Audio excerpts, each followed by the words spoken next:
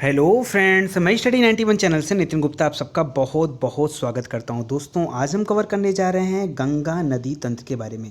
दोस्तों, हम लोग डिटेल में बातें करेंगे पूरे के पूरे नदी तंत्र के ऊपर, जिसमें आज की टॉपिक हम लोगों के लिए है गंगा नदी तंत्र। और अगर टाइम मिलता है तो फिर यमुना नदी तंत्र और ब्रह्मपुत्र नदी तंत्र के बारे में भी बातें करेंगे। तो आइए देखते हैं कि एग्जाम पॉइंट ऑफ व्यू से कौन कौन से प्रश्न हमारे सामने आते हैं। और काफ़ी मज़ा आ रहा होगा ये सीरीज आपको पूरा करके। दोस्तों, कल की डेट से हम लोग स्टार्ट करने वाले हैं पॉलिटी। तो पॉलिटी को आप लोग ज़रूर से देखिएगा। जैसे हिस्ट्री हम लोगों ने अच्छा खासा कवर कर चुके हैं, तो जियोग्राफी भी इधर बीच आपको अच्छे से कवर हो जा रही होगी। भले ही पीडीएफ से हम लोग पढ़ रहे हैं, लेकिन काफ़ी अच्छा नॉलेज आपको मिल रहा होगा। तो आइए देखते हैं कि आज के लिए कौन कौन से प्रश्न इंपॉर्टेंट है। देखिए, एक प्रश्न तो यहाँ ये बनता है कि गंगा नदी उदाहरण है, किस तरह की नदी का उदाहरण है ये गंगा नदी। तो गंगा नदी को बोलते हैं पूर्ववर्ती अपवाह का उदाहरण है। क्यों कहा जाता है ऐसा? अच्छा, आपको पता है ना कि जैसे अगर मैं मानूं कि इस तरह से कुछ भारत का मैप है, तो यहाँ पे जो लोकेशन है ये आपका हो गया हिमालय पर्वत, और गंगा नदी कुछ इस तरह से निकल के इस तरह आती है। तो इसका जो दिशा है ये कहाँ पर है? पूरब दिशा की तरफ बढ़ रहा है। इसीलिए इसको बोला जाता है कि पूर्ववर्ती अपवाह का उदाहरण देखने को मिलता है गंगा नदी के द्वारा। गंगा ही नहीं, यमुना हो गया, वो भी पूर्ववर्ती नदी मतलब पूर्ववर्ती अपवाह का उदाहरण के रूप में माना जा सकता है। तो गंगा को भी याद रखिए, यमुना को भी याद रखिए। लगभग भारत की जितनी भी नदियां हैं वो पूर्ववर्ती ही अपवाह का उदाहरण के रूप में ज़्यादातर देखने को मिलती हैं। बाकी नर्मदा और ताप्ती जो है वो पश्चिमी अपवाह के रूप में बहती हैं। कुछ नदियां ऐसी भी जो उत्तर दिशा की तरफ बहती हैं, जैसे सोन नदी। सोन नदी देखेंगे जो दोस्तों, तो आप ऐसे पाओगे सोन नदी को, ठीक है, मतलब उत्तर दिशा की ओर बहती है।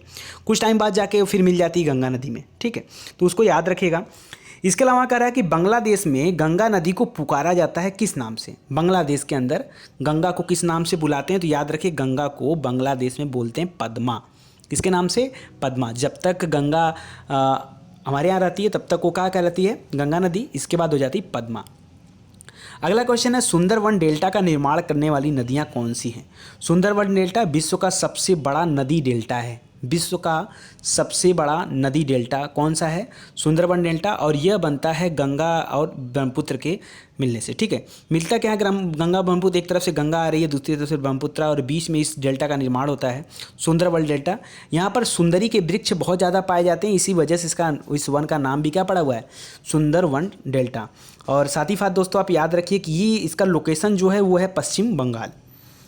कुछ कथन कारक दे रहा है, देखिए क्या कह रहा है। कथन दे रहा है कि गंगा बहुत ही प्रदूषित नदी है। बिल्कुल, पहले के ज़माने में देखिए, प्रदूषित और पवित्र दो अलग अलग बातें हैं। पवित्र, गंगा नदी पवित्र है, इसमें कोई दो राय नहीं है। लेकिन हाल ही के कुछ समय से देखा जा रहा है, लगभग पिछले 10-20 वर्षों से अगर देखा जाए तो गंगा नदी दिन प्रतिदिन प्रदूषित होती ही चली जा रही है। हालांकि जो एनजीटी कमेटी बनी हुई है, कमेटी नहीं एक्चुअली यह एक आयोग है जिसका नाम है नेशनल ग्रीन ट्रिब्यूनल, ठीक है।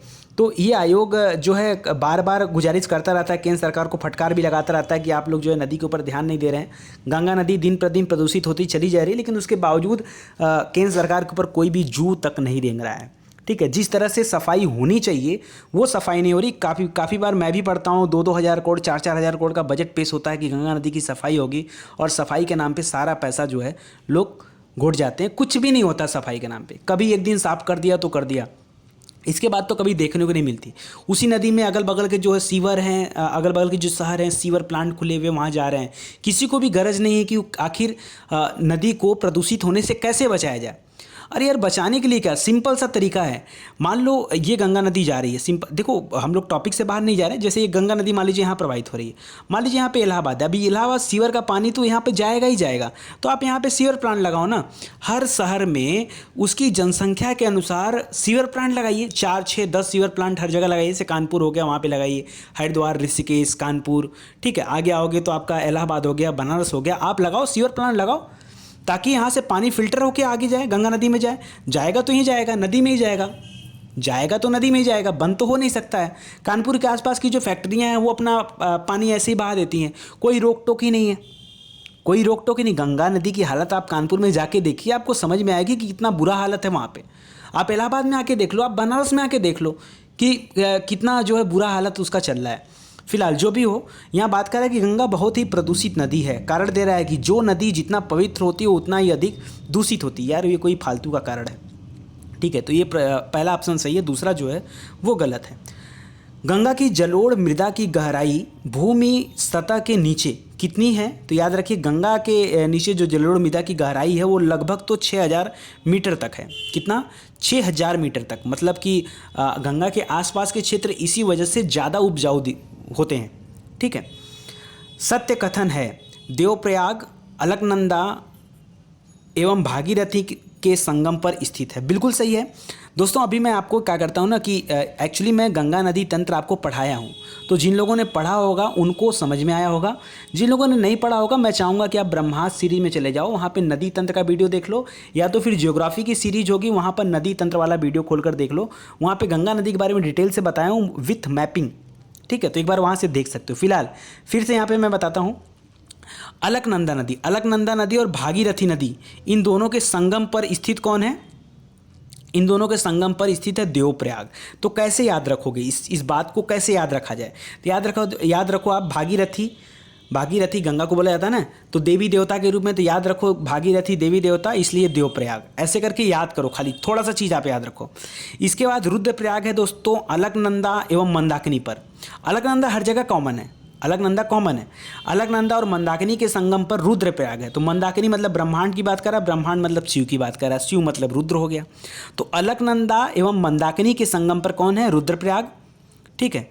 और अलकनंदा भागीरथी के संगम पर कौन है? देवप्रयाग।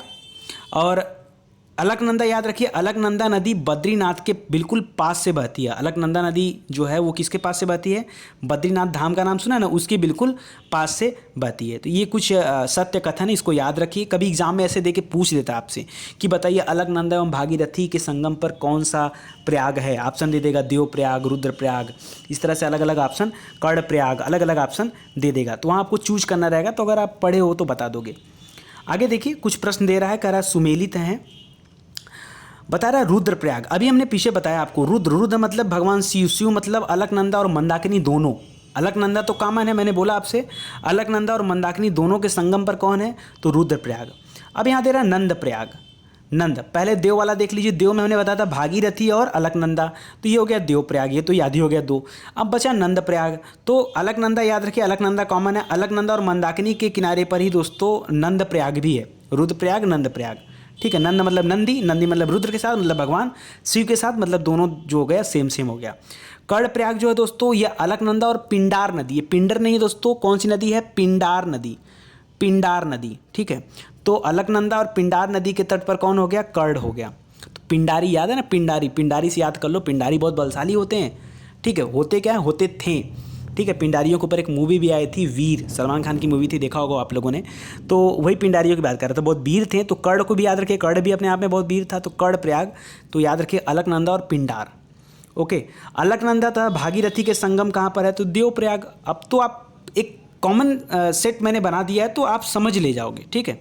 तो यही ज़रूरी होता है कि एग्ज़ाम में जो है हमें किस ट्रिक से याद रखें कि वो हमको जो है याद आ जाए सही टाइम पे। अगला प्रश्न दे रहा है दोस्तों, मंदाकिनी नदी जल प्रवाह अथवा मुख्य नदी संबंधित है, किससे संबंधित नदी है? तो ये तो हमने बताया कि यार जाके मिलेगी आखिर अलकनंदा में ही, तो अलकनंदा याद रखिए। केदारनाथ से रुद्रप्रयाग के मध्य बहती है, कौन सी नदी बहती है? तो बात अगर रुद्रप्रयाग ही है तो रुद्र के साथ कौन है? मंदाकिनी है। ये तो मैंने बताई अभी पीछे आपको। ठीक है। इसके बाद हो गया, अच्छा एक चीज़ याद रखिए, केदारनाथ के निकट जो है मंदाकिनी है, और अलकनंदा जो था वो बद्रीनाथ के निकट, बद्रीनाथ के निकट अलकनंदा, केदारनाथ के निकट मंदाकिनी। दोनों के दोनों जो स्थल हैं दोस्तों ये उत्तराखंड में है। इसके और उत्तर में जाओगे तो माना दर्रा, नीति दर्रा, ये सब आएगा। मैंने दर्रे वाले में बताया था टॉपिक में। वह नदी का तट जिस पर बद्रीनाथ का प्रसिद्ध मंदिर है। फिर से वही प्रश्न आ गया, अलकनंदा। भारत की सबसे बड़ी नदी प्रवाह नदी कौन सी है? अपवा नदी, तो याद रखिए गंगा सबसे बड़ी है। भागीरथी नदी निकलती है, कहाँ से निकलती है भागीरथी नदी? तो कह रहा गोमुख से। कहाँ से निकलती है? गोमुख से। अरे बोलते हैं ना यमुनोत्री, गंगोत्री, तो कई जगह गंगोत्री नाम आता है, कई जगह गोमुख आता है, तो गंगोत्री भी बोल सकते हो, कोई बुरा नहीं है। यमुना का यमुनोत्री बोलते हैं, हालांकि वो बंदरपुछ से निकलती है, बंदरपुछ। ठीक है। इसके अलावा कह रहा है गंगा नदी की एकमात्र सहायक नदी जिसका उद्गम स्थान मैदान में है, तो याद रखिए गोमती नदी है, पीलीभीत के पास से निकलता है। ठीक है। गोमती नदी याद रखिएगा इसको। ये सहायक नदी है आपकी किसकी? गंगा नदी की। गोमती नदी के किनारे कौन सा शहर बसा है? जौनपुर।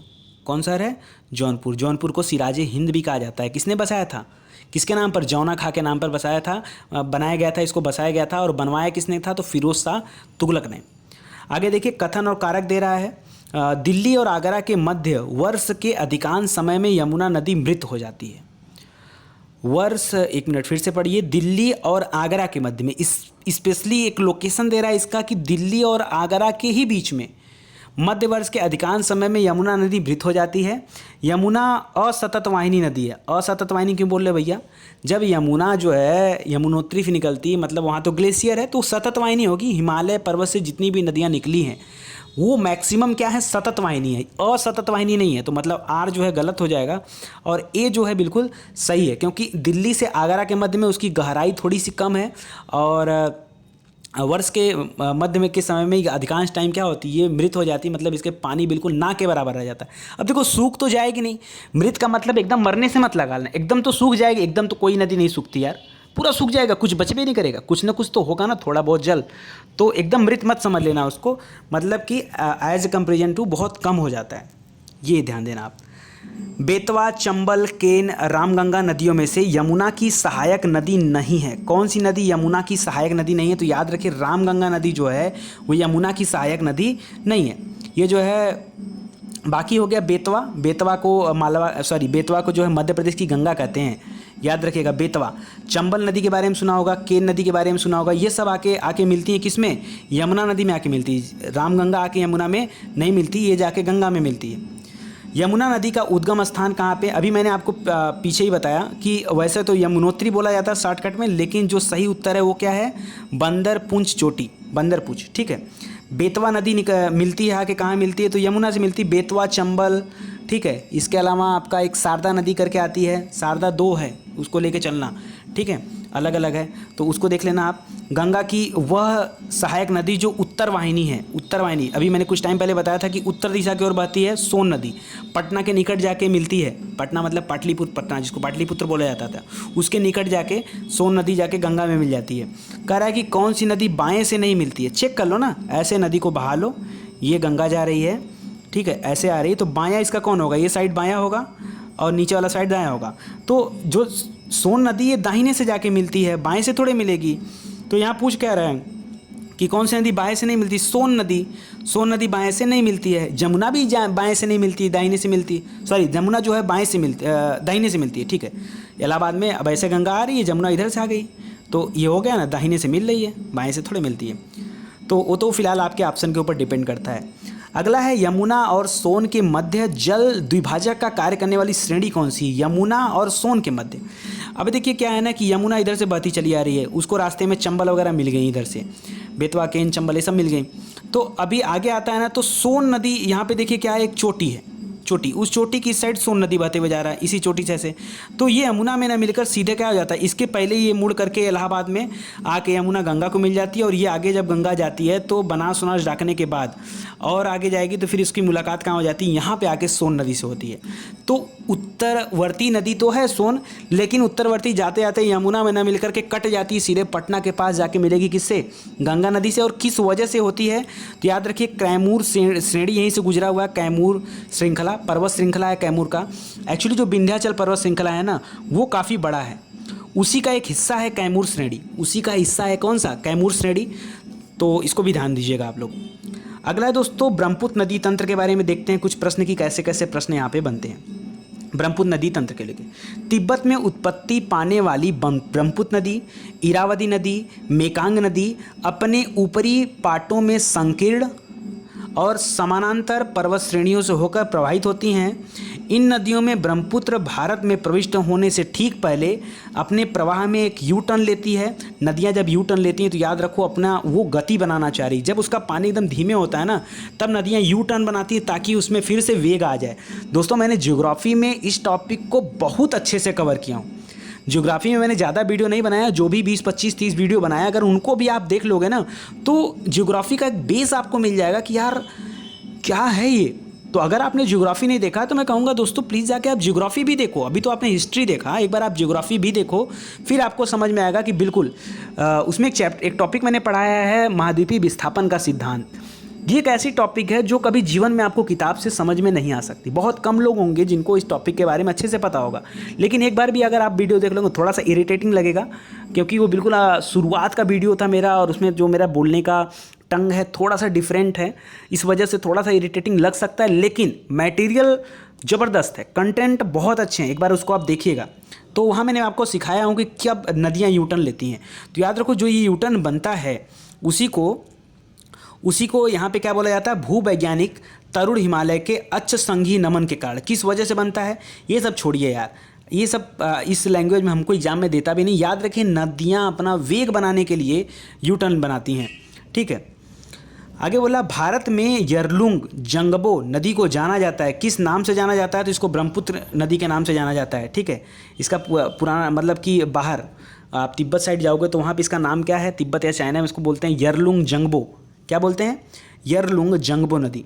तिब्बत में मानसरोवर झील के पास से जिस नदी का स्रोत है वो कौन सा है, तो मानसरोवर झील आपने सुना होगा। मानसरोवर झील से बहुत सारी नदियाँ निकलती हैं, जैसे ब्रह्मपुत्र नदी हो गया, सतलज हो गया, सिंधु हो गया। थोड़ा सा लोकेशन मैं आपको बताता हूँ, मैपिंग करके यहाँ थोड़ा सा बताने की कोशिश करता हूँ।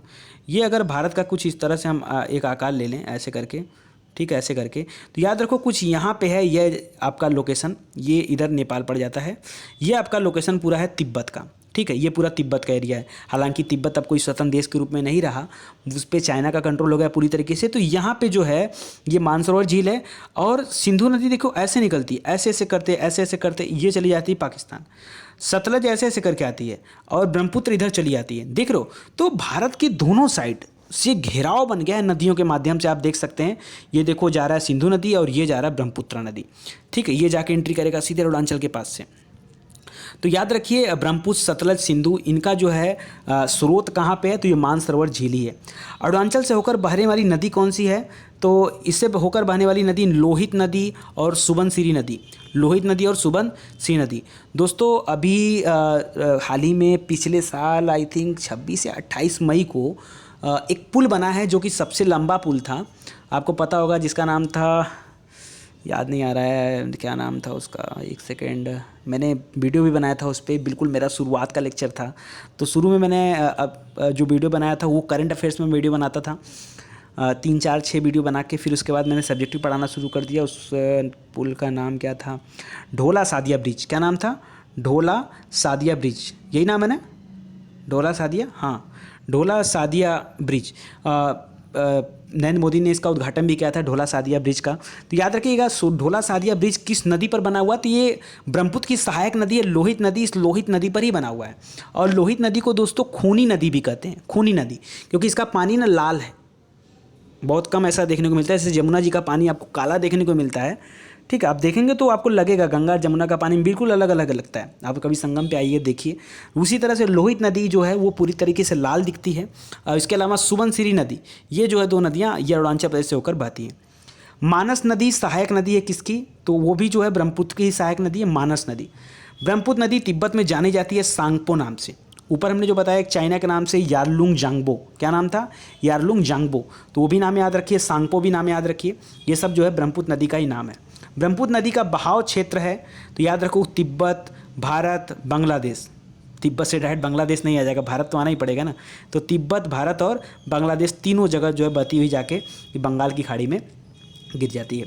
ब्रह्मपुत्र नदी का बहाव क्षेत्र वो तो हो ही गया। ब्रह्मपुत्र नदी की सहायक नदी कौन सी है, तो दिबांग, कमेंग, लोहित, सुबनसिरी, ये सब जो है सहायक नदी के रूप में जानी जाती हैं। वह नदियाँ जिनका स्रोत बिंदु लगभग एक ही है, वो कौन सी है, तो अभी ऊपर हमने पढ़ा था, मानसरोवर झील से निकलती हैं, ब्रह्मपुत्र और सिंधु नदी, ठीक है। तो इसको याद रखिए।